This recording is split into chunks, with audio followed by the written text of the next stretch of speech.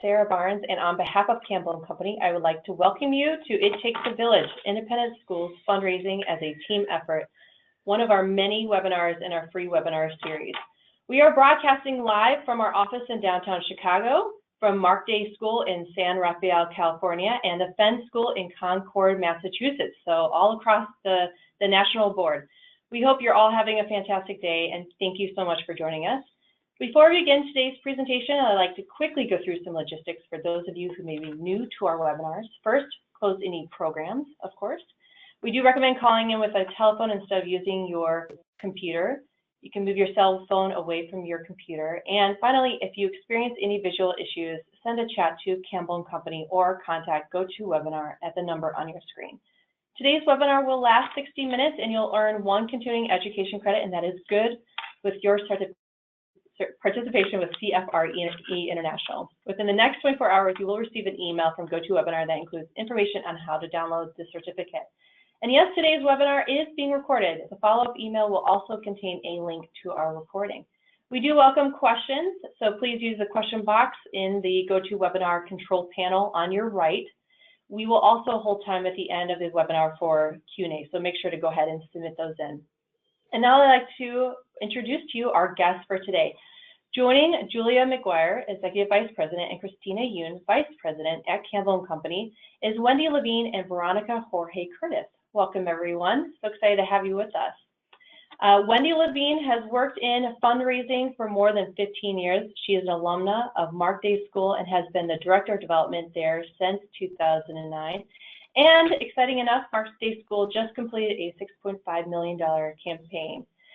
Previously, Wendy worked at an educational nonprofit in San Francisco and at Marin Academy. She graduated from Colby College with a BA in American Studies and earned her MA in Nonprofit Administration from the University of San Francisco.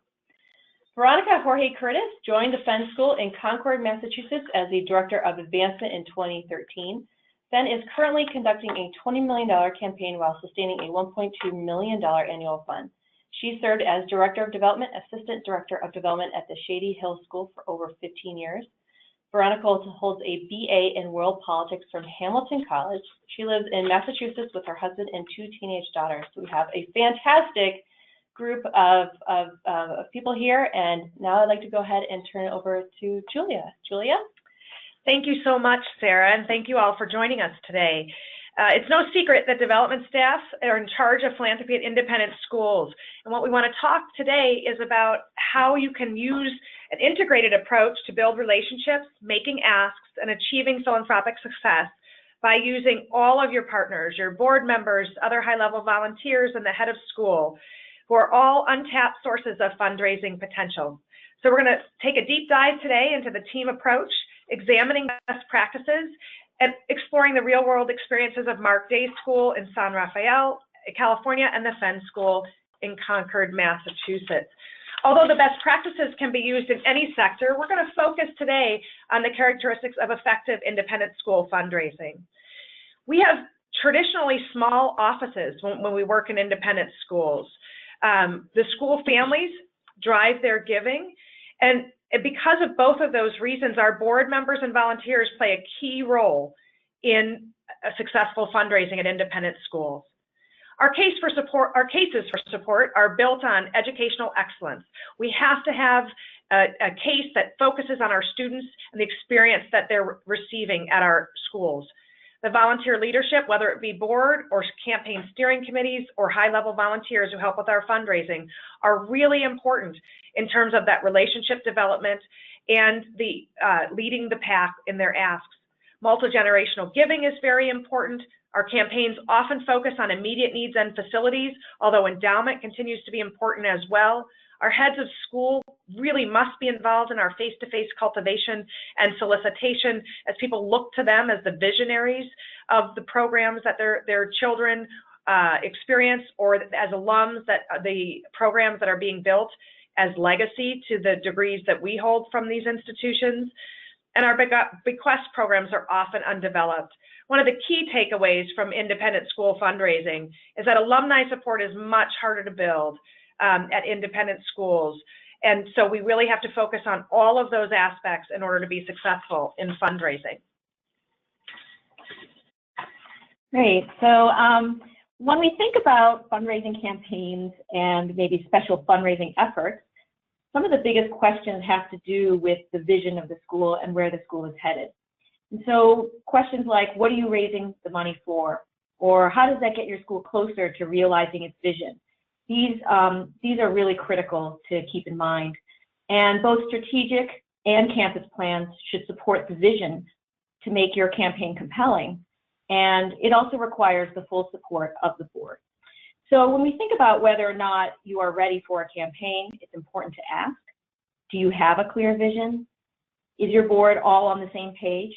And besides these fundamentals, there are other elements that are also important to the success of the campaign. Veronica? So when I was hired back in 2013, the school had just completed a strategic planning process.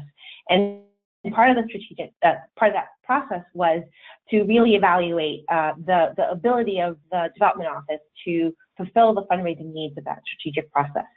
So before they hired me, they evaluated our staffing, assessed what our needs would be in order to complete a campaign, should the board decide to pursue a campaign to meet those needs. And that was a tremendous gift for me.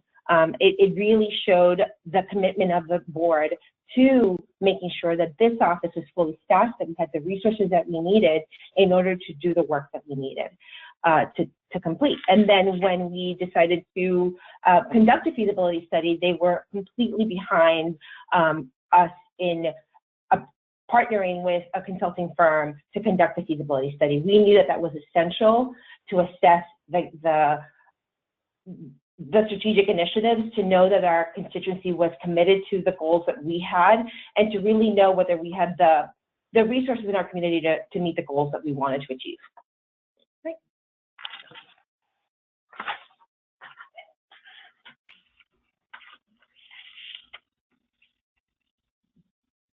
Julie, I think your sound is not on. Hi, am I on now? Yes. All right, thank you. I'm sorry about that. Thank you so much. What's so important when your board and head of school are contributing and investing and making sure that you're teed up appropriately for the campaign is that part of that preparation is remembering that development alone, advancement alone, cannot achieve the success of the campaign. Now, saying that, we know that board members do not join boards because they can't wait to ask for money, and heads of schools usually do not have fundraising as the primary focus of their mission in life. However, the board and the head of school do share the mission-driven purpose of the institution, the schools for which they work, and they do realize that in order to achieve that mission, that educational experience for the students who attend, that fundraising cannot be just development's job, that the revenue stream of philanthropy is just a crucial part of the head of school and the board's jobs. So let's never promise someone we ask to join our board that they won't have to do any fundraising, but rather let's help them understand that fundraising is really a continuum of engagement, and the ask is just a really small part of that. We can also remind them about all these R's. Fundraising isn't just about asking for money, it's about relationships and having a dialogue with the donor and getting to them and their interests and their life mission and helping them make a difference. So building that relationship with the school's constituencies, the parents, grandparents, alumni, and community members. It's also about securing the resources we need to achieve the organization's mission. Are we communicating effectively the benefit of philanthropy, of how philanthropy has created the educational experience that the students are experiencing today? And also, what sort of philanthropy do we need in order to meet the educational experiences that will be coming in the future? So why do we as independent schools need more than tuition? So if we can show the results that we achieve with philanthropic support, the STEM program that we're operating today, a facility that has been built in the past that current students are currently enjoying and experiencing tremendous educational experiences in, then we can show why philanthropy is a high priority for all of us. Of course, the reason we exist, the students, is a key piece of this. And that is really the reason, right? While the board members, volunteers, and our head of school spend their time and their financial resources investing in this. The role of the board member any trustee, or really any high-level volunteer on the campaign steering committee, is to be an advocate, an ambassador, and an asker. To someone who is advocating on behalf of the mission of the school, an ambassador who's going out and telling the story about the school, and indeed, although it's not the key portion and the only portion of fundraising, being able to ask for money and unapologetically demonstrate the need for philanthropy at their school. The board is ultimately responsible for attracting funding resources to ensure the financial viability of the organization and its programs. There's also other volunteers, campaign committee, annual fund groups who help in this endeavor. And to help them accept their role, the DoD can help trustees understand how broad fundraising really is. Again, it's an introduction to a family, a story they tell about their own commitment to the school. It's inviting a supporter to a meeting. It's saying, join me. The campaign steering committee is a great way to get individuals who don't want to serve on the board to serve on a project level. For us and our school, about half of our campaign steering committee was comprised of trustees, and about half were parents at the school. For us also, at the start of our campaign, our board chair happened to have been a past annual fund co-chair, so she really helped set the tone as we first started reaching out in our nucleus phase to our trustees.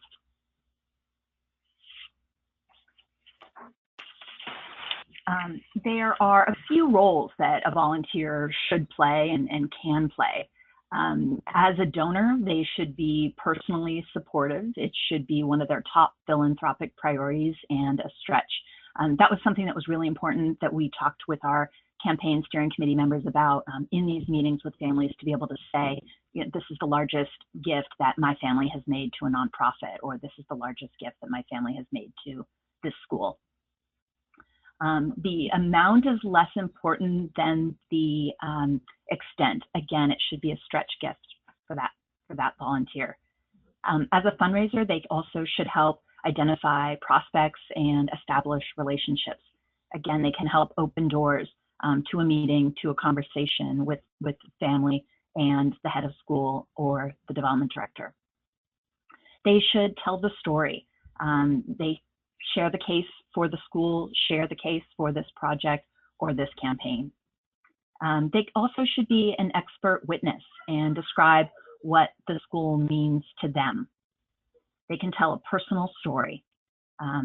Also, they can make the ask. And ideally, they would be a solicitor to ask a prospective family to consider a gift, and that's a really important word. And then help the development office and the head of the school steward that gift and continue that relationship with the school.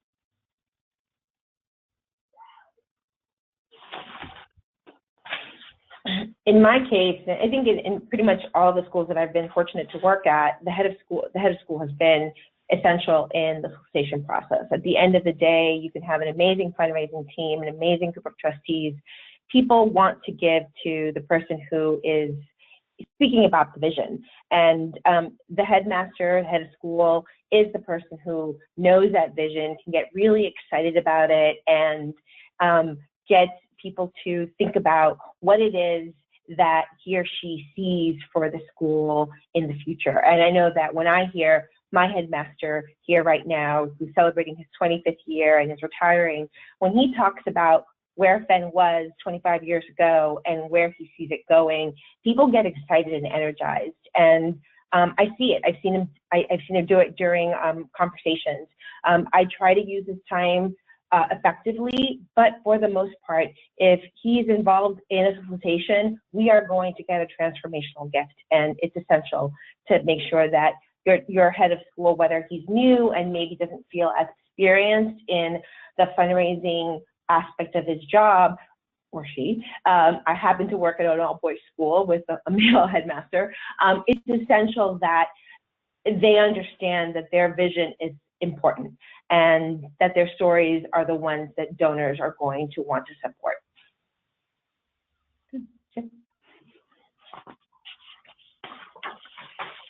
I've talked a little bit about how the development director supports the head, and as has Veronica. Our volunteers played key roles in this campaign, and volunteers really helped to set the stage in working with me. The development office drives the process, and it's important that we constantly review the process. I love this analogy of the road here. We provide the right materials, so we'll research the family. We'll look at what other organizations, other causes they've supported. I would always talk with my division heads before any meeting to find out how the student was doing, whether they're, a kindergartner new to the school or whether they're a 6th or 7th grader. And we would also talk with the teacher about a week in advance just to find out how the student was doing in class, what particular aspects of the program they were really excited about, and that actually helped inform the conversations that we would have with the family during the campaign meetings. We will practice with the head and volunteers.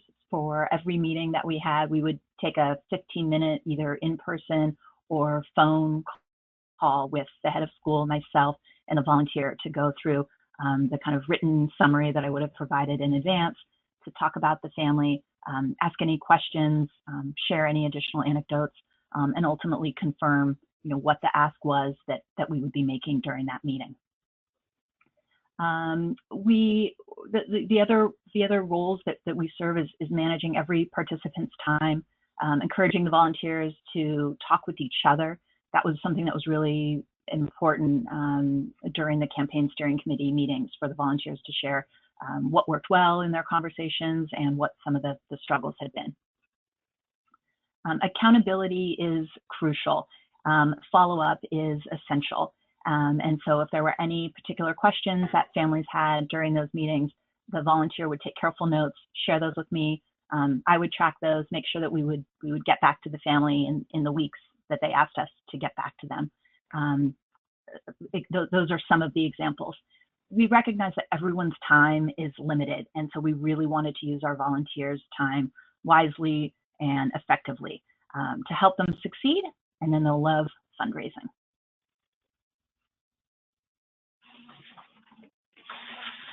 So when we think about how this group of folks can work together to best engage prospects and eventually make an ask, we like to refer to this group of folks as the Dream Ask team. And what we have in mind is that it is really a collaboration between a volunteer, head of school, and the development professional, that each one has an important role to play, and that working together will really get you the best outcome.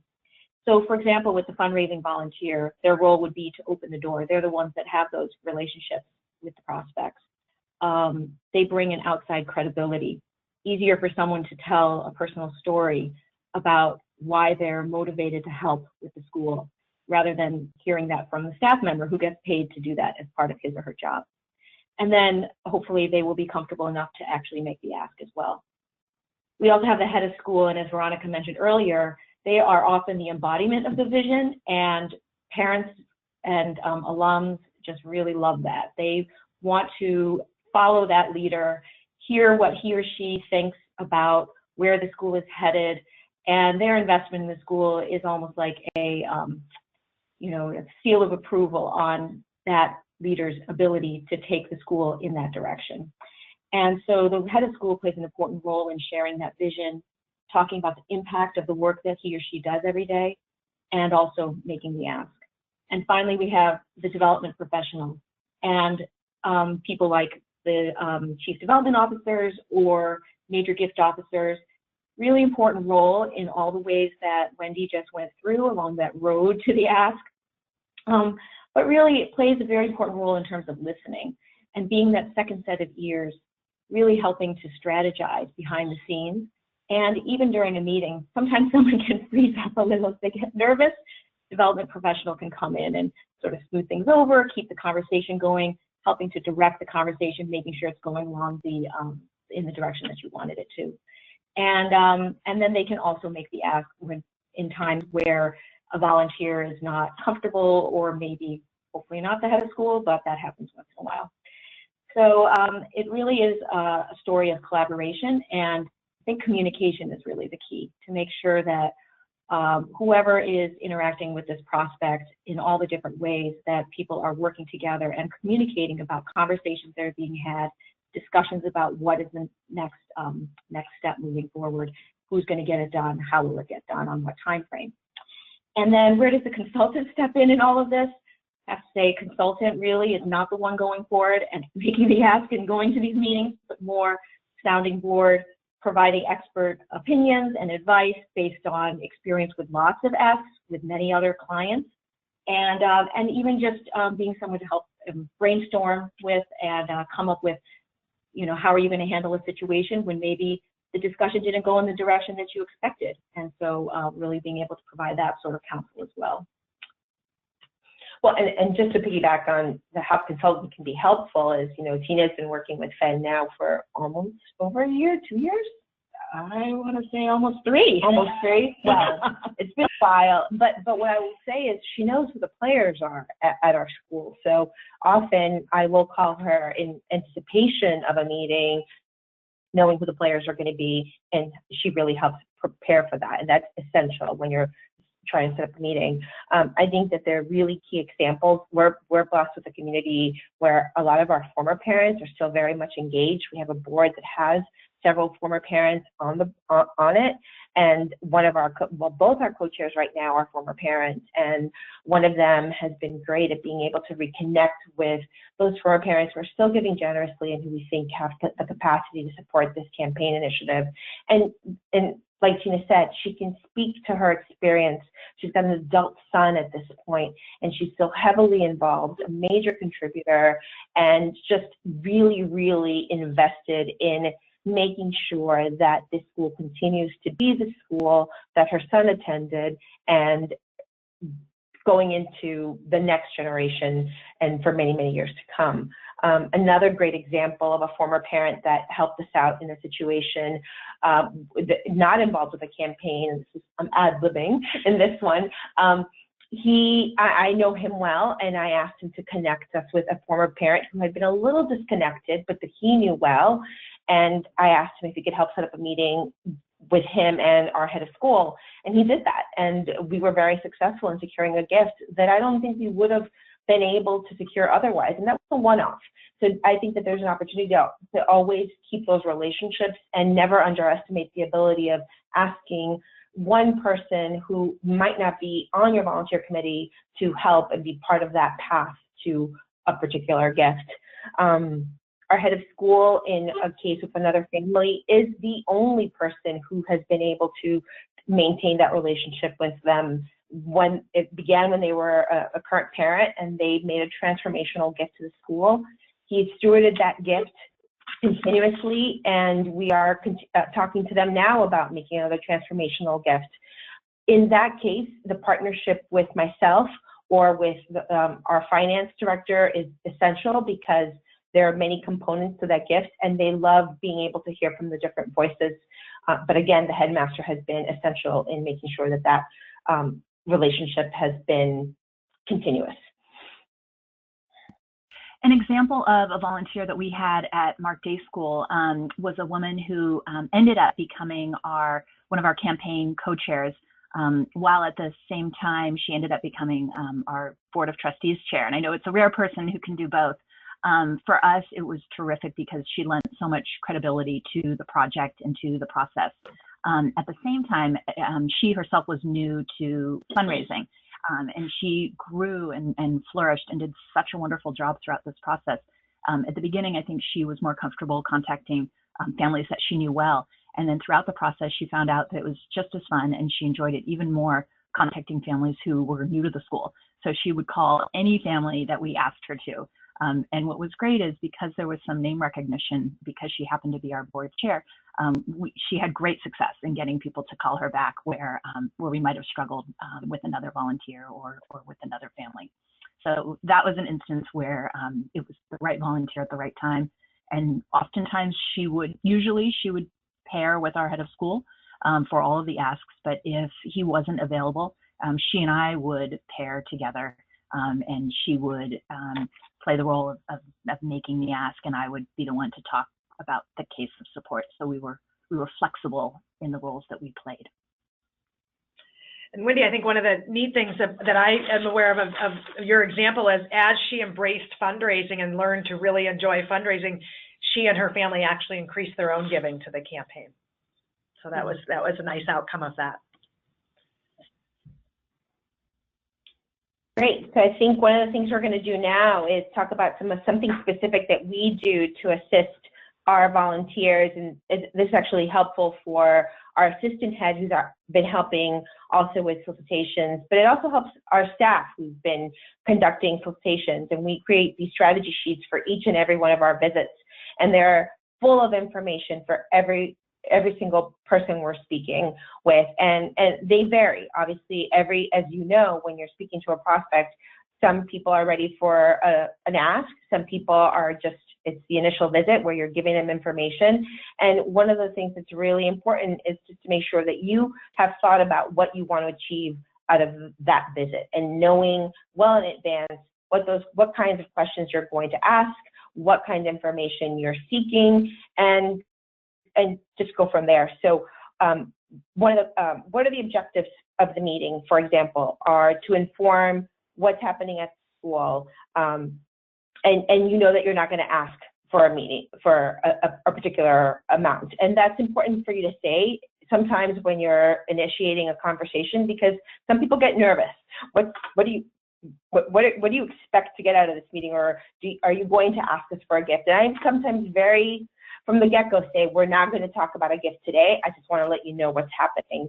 Or I want them to be more involved. That's something that our alumni director often has conversations with alums just about getting them to come to an event at school or participate, get more involved as a volunteer for the reunion or anything like that. To begin the process towards asking, we want to see what happens from the conversation and how it evolves naturally, and sometimes that just happens as you're speaking. They tell you what their family is interested, or they tell you about a family foundation that meets on a regular basis and the way that they're distributing their donations and why and how, and you get information from that, and that informs you, and you can ask, well, when can I come see you again? And that's really important. And I don't know if there's anything more specific in this particular preparation, but I think the key thing is to always prepare your volunteers with the information that they need for the meeting that they're going to have.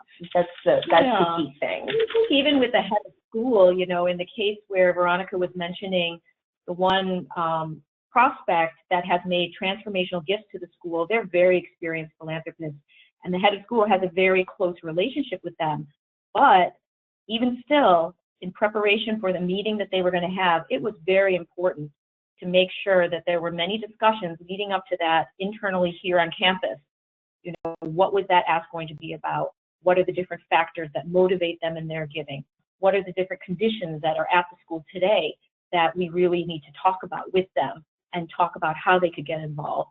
Those kinds of things, as much as someone thinks they've got it all in their head and they pretty much know where they're going, it really helps to talk it out ahead of time, write it down, and make sure everyone's on the same page. And in cases where you have someone who is not quite as experienced as this particular head of school is, he or she may need to have a practice session where you actually verbalize, you know, how you're going to be talking about different aspects of the programming, how you're going to actually make the ask, and even to be practicing what is Veronica going to say, what is the head of school going to say, and then the conversation could go like that, and then like that.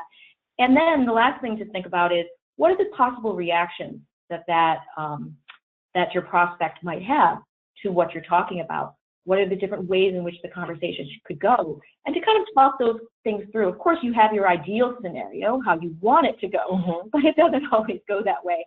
And it does help to kind of think about what are those possibilities, what your reaction would be to that, how you would handle that. And then you walk into the meeting feeling very well prepared. And so I think that's a really critical piece to keep in mind. And if you can, and I don't know if Wendy was able to do this with her volunteers, is to partner with them whenever possible, because then you also get to know their style, and that's really informed how I prepare them as well. I have one particular volunteer who really likes to look at lifetime giving, and he's very mathematical, and he'll come up with a way to challenge the person he's meeting with and say, well, your largest gift to the school was X. What if you did twice that over, you know, the next 4 to 5 years? And he'll make it in a way that it's really hard to say no. And it's quite fun. It's quite fun.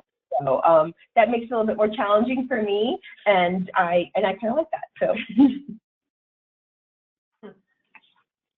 those are great examples. Thank you of how to prepare for these meetings. Of course, we love the stories of those who have their style and are ready to go. But of course, we know that there's challenges in fundraising. At least in the 27 years that I've been doing it, I've run into just a few challenges. You know, the ideal is to have donors who, as your volunteers, who want to speak to the vision, and they've really committed personally and stretched, because they're empowered then to speak to others about their giving, and they've gone through the process of considering the vision and plans to achieve that vision and their own philanthropy, and that prepares them better for moving into talking to someone else through the same process. I think the key for folks, I mean, let's be honest, no one really likes or feels comfortable fundraising and talking to someone else about their money. Now, there are exceptions to that rule. Perhaps the gentleman who likes to do the math, and he sounds like he actually appreciates that practice. But for most of us, we need some practice in being able to do that, particularly as volunteers. And so we need to be able to go in, have that opportunity, do some role playing. Can we tee folks up with an easy win? I've had situations where someone has told me they're willing to make a gift, and we say, hold that thought. I really still want you to meet with our volunteer so that they can practice preparing and stating the case. And then I know that the person's going to come away feeling successful from that interaction. Let's make sure we have the right support materials, the right coaching, the right accessibility. Wendy, you spoke earlier about making sure that they have at least 15 minutes of talking about that specific ask, in addition to some more general training and education that you did earlier in the process. And let's make sure that we really focus in on their passion. If they can talk to their passion, they'll get used to the asking down the road, and they'll get used to that as they gain that experience and that confidence. And the example of the volunteer you talked about earlier, Wendy, and her evolution came from that experience and from confidence. Let's remind folks to focus on the project, the program, the curriculum. Philanthropy is absolutely central to achieving the mission of your school. And there's no accessible education if there isn't funding, because schools, at least most schools, can't really survive on tuition alone. So take off the focus on the dollars and refocus. I find if I can constantly refocus our volunteers to what we wish to achieve, what all this is about, and move them off the campaign and onto the project or programming, then they're always happy to talk about that. And the campaign and the money is simply the vehicle through which we're going to achieve what they're already passionate about. And if we can get that focus, it removes a little bit of the fear. And because there is fear, there's fear of rejection. These are people that their kids are going to school with, or their kids did go to school with. These are often part of their peer group. And so it's easy for us to over-personalize the ask, that I'm asking Veronica for money, and if she says no, it's a judgment on me and either how I ask for money on our relationship. So we're going to get no's, and that's okay. We need to make sure our volunteers, our head of school, are okay with that. And let's learn about what no really means. Because one of my favorite and most successful campaign chairs used to say that no just meant hello. And so she really enjoyed the no as just the next step in the conversation. And let's remember time for all of us who are at schools as parents, as volunteers, as staff. The volunteers have other priorities. The head has other responsibilities. And we have a lean development staff because most of the time when schools invest, they want to invest in that frontline experience for their students. And so our development staff is being pulled in many different directions, and we need to keep that in mind as well. And so we want to work through those challenges, and we want to think about how we can help our volunteers and our staff and our heads of school work through those. And Wendy, you mentioned earlier about the group getting together to share, the volunteers being able to share some of those challenges, and knowing they're not the only ones facing it, and hearing from their peers how they're overcoming those challenges to keep the conversation going are all really important parts of what we're doing moving forward. Speaking of no means hello. So when a donor says no, it rarely means never. What it might mean is that the donor might give a lesser amount. We certainly had scenarios like that. We had a scenario where we asked a family to consider a $50,000 gift. That was clearly not in their realm. I think they ended up giving about $10,000, which was wonderful. All gifts to the school are important, and this might be the first step. They happen to have a younger child at the school, so maybe in our next campaign, they would consider a $50,000 gift. The timing might not be right, and it's important for the development director and the campaign steering committee volunteer to learn why. We happen to have a family at our school, and it took about a year for them to come back to us with their pledge. And I was on the fence. I gave it 50-50 odds whether they would make a pledge or not, but they did. They made the pledge at the ask amount, so we had asked them to consider, so it was wonderful. But they just needed a little bit more time due to some business considerations. So flexibility is important for the school. One other option, one reason could be that we haven't linked the prospective donor with the right contact yet. We had a family at our school. They were a second grade family, and then they had a kindergartner. And so we actually were able to have a second meeting, and we set it up with their child's first grade teacher. So the child wasn't in the class with that teacher anymore, but that teacher was able to articulate why she was so excited about the project and the types of projects that she would be able to incorporate into her classroom lessons as a result of this capital campaign. And that made all the difference for this family making a pledge. One other reason why a donor might say no at the beginning is that they need more information, again, either around the curriculum or the strategic plan or vision, the campus master plan. And so it's important to have all of that information ready to share with that person, either at the meeting itself or as a follow-up material. One other option is that the family might need time regarding financial planning. We had a few families who wanted to give, and they were in the process of setting up a donor advised fund. So that took a few more months, and then they were able to come back to us and make a pledge through that, or excuse me, make gifts through that donor advised fund. So those are some things to consider.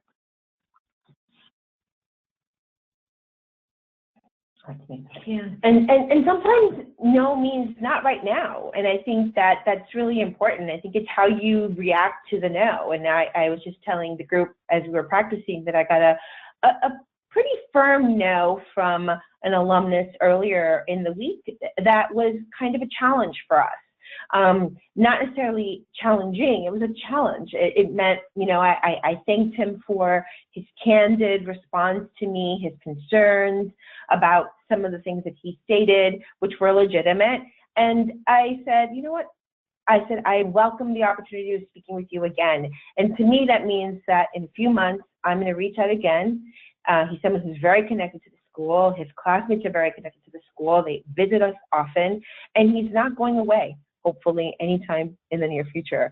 So I know that we can continue to have a conversation and that we will be able to turn that around. And I think that you just have to continue to reach out unless there's something that's ultimately negative, where that the no is, you know, you've been closed the door.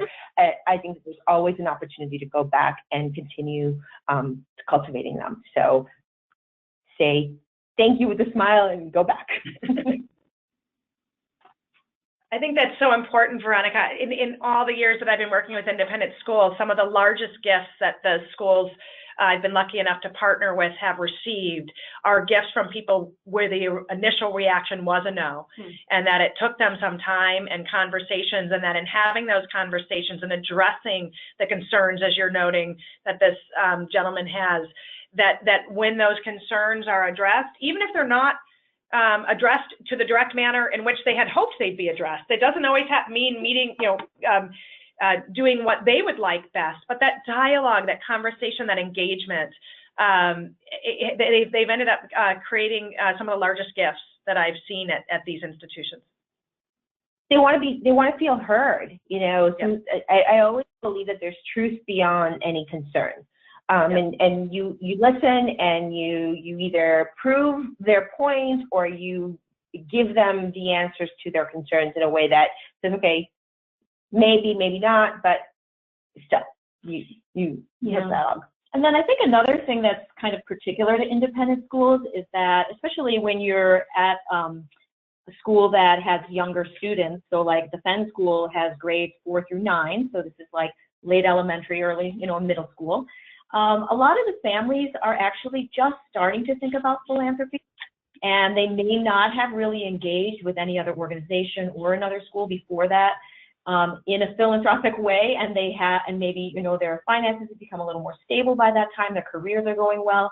They're actually, some of them are in this position to think about a large, a major gift for the first time in their life, and so a solicitation could maybe catch them off guard and by surprise. Mm-hmm. And it does take them a little bit of time to get used to the idea, oh, I can really make a difference with my giving. And this is a place that I care about. My children have been thriving here, and I would like to offer that same opportunity to others and ensure that this continues into the future. And possible they've never thought about it before. So I think that that's another aspect to independent school fundraising. Right, and you both hit on the issue of, was it not the right amount, right? So sometimes the no is to the amount, when you spoke to that earlier, and also the timing, right? That sometimes they need that time to be thinking about that. And Tina, you've tied that both up in people's first philanthropic experience, and I think that's important. Back in December, at a school that I'm actually volunteering at, not actually providing counsel, we had someone who'd made a mid-5-figure gift for their initial gift and young family, Tina, as you pointed out. And a year later, after watching the progress and hearing more and the plans developed, they made the largest gift in the history of the institution, and as a matching gift, and it's made a significant difference in the last 2 months. That means that construction can start this year instead of needing to wait till next year. So giving people that time, that space, continuing the conversation, saying thank you with a smile to feedback and input, and encouraging that continued dialogue really does pay off, and it's exciting when it does. We're going to move into some questions now, if that's okay, and because I'm going to help field the questions, I need to turn off my webcam. Okay. Which I'm. Do that. We think we can do that. Unless I can just prop. Or we can just prop the questions. We're going to prop the questions. Okay, so pardon me as I take my glasses on and off. Do you want me to do it? Here. No, I think that's okay. I can do that. I'm gonna go off then. Yeah, the two of the speakers have mentioned strategy sheets. So I know, Veronica, you did that, and we've been asked if we would be able to make that available after the webinar. So if we have maybe a template we could share with folks that we could put on either our website, or we can mail out to attendees as part of that. So we can certainly provide something, a template, or Veronica, if you have one you'd be willing to provide. Sure. Just have to clean it up. Do you want to share just verbally what kind of materials are covered in that strategy sheet, and so people can think about that? Because as we all know, the format is less important than the content. Ours typically will say, let's say it's a past parent, it will say where their sons went to school, high school, college. If they're adults and they're working, we'll give that information as well. We'll give historical giving. We'll give a little bio of the couple or alum, and then we'll do wealth information. So we'll give all that information to both the volunteer or staff, and then we'll give talking points. So it'll set up what the purpose of the meeting is. Excellent, thank you. We also include volunteer information on ours. So particularly if it's a current family, if the parent is involved with our auction or an annual fund volunteer, or in the Parents Association, things like that. Great information. So we'll get a template that we can send out that reflects that information. But thank you for those of you who want to get jumping on it right away this afternoon. Now you know what the kind of content that you need. We have a question, and I'm going to toss this one to Wendy to begin with, and then Veronica and Tina, if you could join in. But what suggestions do you have of core committees supporting develop that could help engage volunteers? So we know that engaged volunteers are often our best donors. You've both given examples of that today. What sort of committees would you recommend to engage volunteers, particularly around development? I love to engage parents at the school first with our annual fund because we talk about the annual fund being the cornerstone of giving at our school. So we will try to engage as many parents in that as possible, and it's a pretty low stress, easy commitment way to be involved. Another way is with our spring fundraiser, and we recognize that people have different amounts of time to give. So for people who have 2 hours to give or 20 hours to give, there's a job for everyone in that. More recently at our school, we've had a few task forces that have been a product of our board of trustees, and so we've been able to strategically engage a few parents to be part of particular task forces if it relates to their areas of expertise, either professionally or just, a hobby that they have outside of school. So those are a few of the areas in which we've involved volunteers with fundraising. Are you able to share what kind of task forces they were? We had a strategic planning task force about 4 years ago, and so it was primarily comprised of administrators at the school and trustees, but we did have some parents at large. And we also have a strategic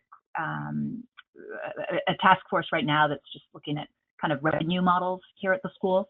And so we have parents who are not trustees who are part of that. Excellent, thank you. Veronica? Very similarly, I mean, our Parents Association is pretty important here at Fenn, and they do different events throughout the year. We don't have an auction, but we do have a spring event, and we have just a multitude of events throughout the year. And I try to be very involved with the Parents Association because I think it's a really good way to know who the potential future volunteers are in terms of whether they're good for the board or they're good for fundraising initiatives. So that's really, I think those are the key ways of getting them involved. And then, of course, alums, the Alumni Council. So alums are very important here. We're very lucky with how involved our alums are here. There's also the advancement committee of the board, and those are typically mostly trustees, but I know some schools actually bring in other volunteers, and some also have like the president of the Parents Association join that, the president of the Alumni Association also help with the advancement committee, so that's another way. And I think like with this campaign actually that we're doing here at the Fenn School, we actually had some volunteers. We were interested in building a maker space. So we had some volunteers actually serve on a task force to go and visit other schools' maker spaces in this area.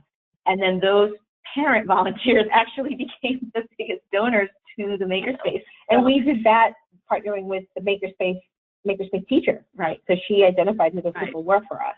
So yeah, knowing which parents had children who were particularly jazzed up about the makerspace, those were the ones that were targeted.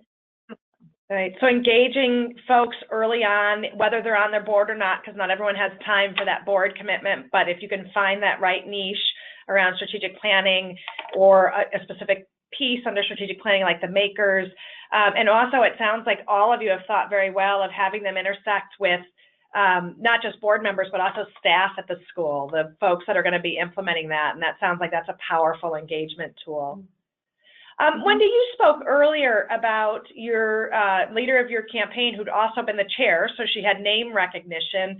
What are good ways to increase the visibility of your board members among your community, both your parent community, but also potentially your alumni board and the alumni community, and specifically the chair? What do you recommend? Because you guys did that so well. And then Veronica, please, I'd like you to jump in. And before you do, please, if you have more questions, please type them in. We're more than happy to answer them. Go ahead, Wendy. Thank you. Something that our school has done is in the spring, we have a reception for the parents of newly admitted students. So this is the spring before their children will start in the fall. And our Board of Trustees hosts this event. It's on campus. It's very casual. We're a California school, so everything is pretty casual. But our board members come to that, and they have name tags, and they're passing out, hors d'oeuvres to eat that night, and they're serving as bartenders. And so it's a nice way for folks to get to know them and who they are. We also have our board chair speak at our back to school night. A lot of you probably do that. If you don't, that's another way to have that person have some visibility. And then also our board chair will, it depends, may speak at a back to school potluck for a particular grade. That varies based on the needs. So those are a couple of the things that we do. Excellent. Our board chair speaks at our new parent dinner, and we also ask our chair of the annual fund, who's a trustee, and our co-chair of the campaign at this same dinner. We have had our chair of the board come to one of the Parents Association nights at the invitation of the PA chair. And we have a board of visitors, which Tim just reminded me, which is a pretty active advisory board that's comprised of past parents, alumni, past faculty, and some current parents. About 150 people, and about 80 or 90 attend an annual meeting, and the board of trustees are very visible during that event. We ask them to come and host a table and a roundtable discussion, and we share a lot of strategic questions with this group so that they can give them advice. Fantastic, thank you. Veronica, you mentioned that your alums are very involved at Fenn. Now, some of our folks are preschool through 4th grade or 5th grade and elementary school. Any advice on retaining alumni for, let's say, a small preschool through 5th grade school? Preschool. So my old school was pre-K through 8th, and they have a very successful alumni program. And I think that one of the keys to the key to the success is to just continue to have programming for the alums and never just forget about being in touch with them. Whatever the different mechanisms that exist there, whether it's a magazine or electronic newsletters. I think traveling, just because you're in elementary school doesn't mean that your alums aren't adults. So we do programming that is adult focused. And we have cocktail parties, whether it's San Francisco. I'm going to be in DC and San Francisco in a couple of weeks. We do an annual gala in Boston. Concord is about 10, 15 miles away from the city. So a lot of our young alums live in Boston. They like to get together and grown up scenarios. So I think that you keep doing that. And I think that's one of the reasons why both this school and my last school were very successful, and just continuing to do that historically, just never losing track of how important those relationships are. And if I could just add, one of the things that I was so impressed with about the Fenn School is the philanthropy class that you have for the students. It's actually taught by the director of alumni relations. And so great opportunity to talk to the kids while they're young about philanthropy and get them to start to think about it, but also make that connection with the philanthropy office and understand what role it plays and have a familiar face. And really, it's brilliant, I think. Wendy, do you have any ideas on alumni engagement? Yes, we are a K-8 school, and so I empathize with the challenges that a K through 4 or 5th grade school might be going through. For us, the thing that's worked best has been to capitalize on the traditions and the activities that the students do when they're here, and then inviting them to come back to them as alumni. And we've kind of segmented some of those events. One is this trivia night that 6th, 7th, and 8th graders participate in. And then we invite our high school aged alumni to come back and form alumni teams. And that's gotten a great response. Another thing is capturing students on graduation day. And we invite alumni back for an alumni breakfast that morning. And it's great because our teachers are already on campus because they have to attend graduation. So it's a natural opportunity for the teachers to reconnect with past students.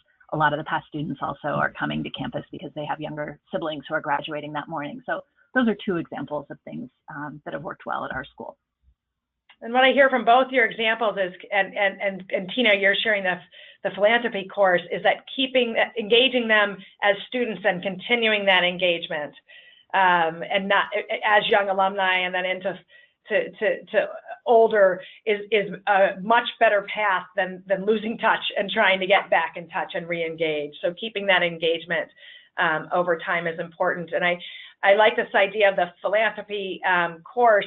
We had a thermometer fill in at a school this week where the fire department came and they actually climbed the ladder to fill the thermometer. And this week following that activity where all the students, it's a grammar school, elementary school, where all the students came outside, we're getting a lot of little envelopes with this week's allowance in it of the kids wanting to do their part of the thermometer. And again, that's sort of creating that philanthropic part while they're in school, and then let's stay in touch with them and keeping that philanthropy engagement after. Well, we have 4 minutes left, and we have no additional questions unless someone would like to type quickly. Otherwise, Veronica, is there any significant takeaway you'd like to make sure our guests today walk away from this webinar with? Oh gosh, I think that partnerships are essential. Never underestimate who at your school can help you when you're trying to engage a family. I think both Wendy and I talked about it, whether it's a teacher who had a great relationship with the family, your finance officer, your plant manager, anyone who you think can help share the story of something that's exciting at your school. You are the person who's putting together the strategy, but honestly, there's nothing more compelling or exciting than someone who can share that enthusiasm for the love of the work that they do. So I would say that's the biggest takeaway, whether it's your head of school or your kindergarten teacher. That's the best part of this job. That's great advice. Wendy, what is your takeaway for our guests today? I agree with Veronica. I think there's nothing more exciting than to be part of a capital campaign and to really be able to impact your school, now and for generations to come. I'd say that it's being part of the campaign is a combination of patience and persistence. And there were at times during our 3.5-year campaign where I felt impatient, and there were times when I needed more persistence. So I would say to remember those things and share that with your head of school and share that with your volunteers. Terrific. I want to thank you all for joining us today. I want to particularly thank Veronica and Wendy for your time and partnership, both in this webinar and in your campaigns, and allowing Campbell & Company to work alongside you. Sarah, shall we, you'll be getting a questionnaire. Yep. To make sure that we make these webinars worth your time. We'd love your feedback so we can make sure we're always addressing the issues that you want to hear about and doing it in a way that you enjoy. And we will also make available a strategy memo to help you think about how to be moving some of the good ideas that you received from Veronica and Wendy today. Thank you so much for joining us. Thank you.